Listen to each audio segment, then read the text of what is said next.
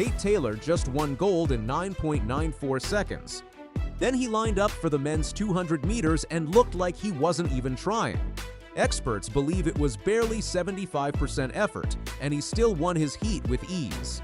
The World U20 Championships have never seen a talent quite like this. Here's why the men's 200 meters could turn into the wildest race of the entire championships. This year has been packed with jaw-dropping performances. Josh Kerr smashed the mile world record, running 3 minutes and 42 seconds in London, taking down a mark that stood for 27 years. Sebastian Sawi broke the marathon world record.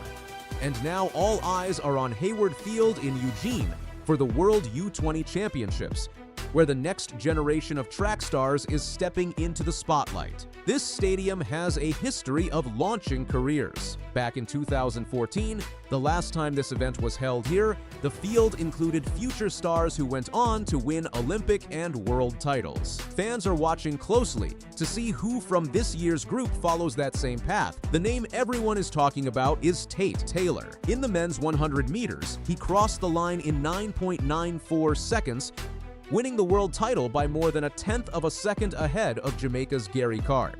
Going under 10 seconds used to be nearly impossible for a teenager. It didn't happen until 2014. Taylor just did it on the biggest stage of his career, and he made it look easy, but the 100 was only the appetizer. The 200 meters is where Taylor truly separates himself from everyone else in the field. Back in July at the Prefontaine Classic, he ran a stunning 19.75 in the 200, and he did it fighting a headwind. That run didn't just break the US high school record, it came in a race against Olympic 200-meter champion Letsile Tebogo, and Taylor beat him. He wasn't even supposed to be in that race. He stepped in last minute after Australia's Gout pulled out with an injury. So when the 200-meter rounds began at Hayward Field, everyone expected fireworks from Taylor right away. Instead, something strange happened.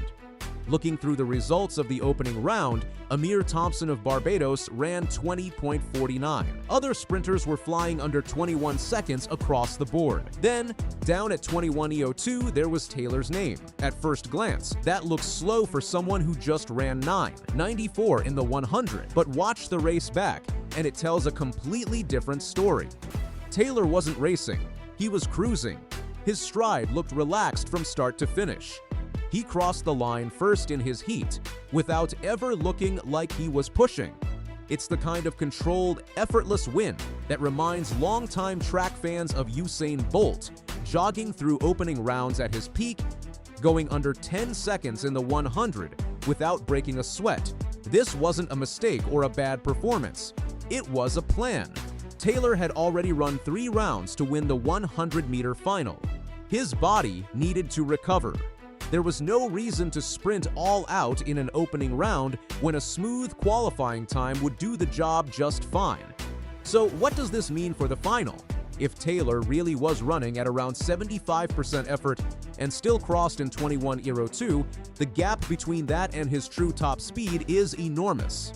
Based on his 100-meter split from the Prefontaine Classic, where he opened in 10.2E1 from lane 3 before closing his 200 in 9.54, the math points to something special. To break 19.7 seconds, Taylor would need an opening 100 near 10:20, followed by a blistering second half around 9:49.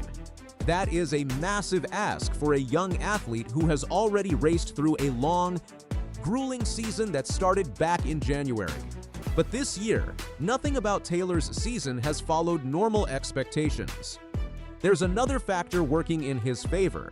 Eugene has been the fastest track on the planet this season.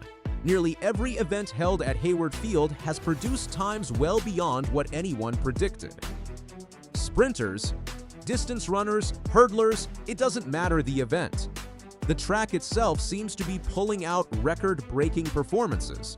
If that trend continues, Taylor could be walking into the perfect storm of talent, timing, and track conditions. He isn't walking into the final alone either.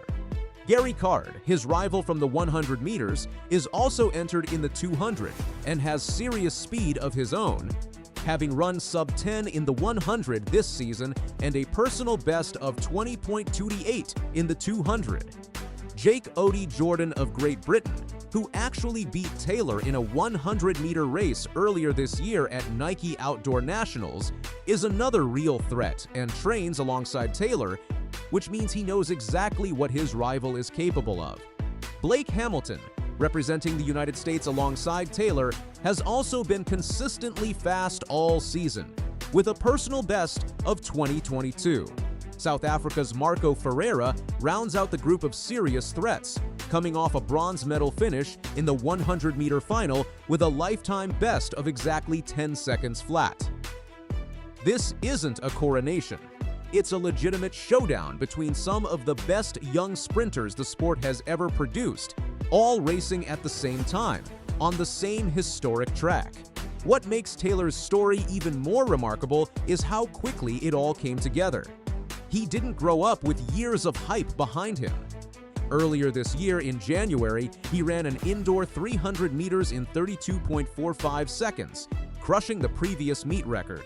Then in April, he chased down a long-standing high school 200-meter record set by Olympic gold medalist Noah Lyles. By July, he was lining up against a reigning Olympic champion and beating him. Now, in August, he's chasing a World Junior title in front of a home crowd that has fully embraced him. There's a reason fans have started calling him by a nickname he picked up from his own comment section. He said someone online started calling him Cheat Code, and it stuck. Whenever he's just being himself off the track, he's Tate Taylor. But the moment he steps onto the track, he becomes Cheat Code, a nickname that captures exactly how effortless he makes elite sprinting look. It's a name that fits because very few sprinters his age have ever looked this relaxed while running this fast. Most 18-year-olds are still figuring out how to handle nerves on a big stage. Taylor looks like he's been doing this for a decade. What stands out most about the opening round performance isn't just the time. It's what it revealed about Taylor's mindset. He didn't panic when he saw sprinters running under 21 seconds around him. He didn't feel the need to prove anything just to make a point. That kind of patience is rare in any athlete, let alone a competitor who is just 18 years old and already being compared to some of the greatest sprinters in history. Track fans have been debating what happens next. Some believe Taylor is going to shatter his own 19.75 record and push toward numbers that only a handful of athletes in history have ever touched. Others think the pressure of a home crowd combined with a long championship schedule might catch up to him before the final. Taylor has already shown he can win a world title. He's already shown he can beat professionals twice his age.